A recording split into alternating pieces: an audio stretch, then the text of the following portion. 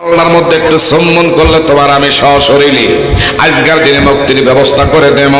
হযরত আব্দুল্লাহ ইবনে হুযাইফা বলল, এ বেঈমানের বাচ্চা, এত তাড়াতাড়ি তুমি আমার জামিন দিবে আমি এটা মানি না।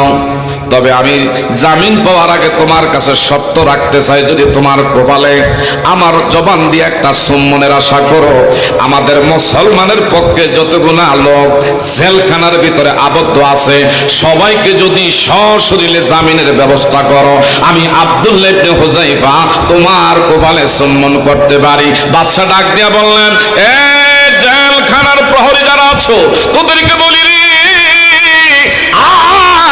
করিস না, আর দেরি করিস না।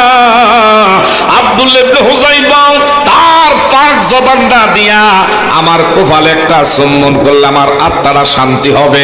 যত মুসলমানের দলের এবং জেলখানার মধ্যে যত কয়েদি আবদ্ধ আছে আমি সবাইকে বেকসুর খালাস করে দিলাম। একটু জোরে জোরে বলবেন নি মারহাবা। আমার বাবারা, বন্ধুরা, গভীর মনোযোগ। নবীজি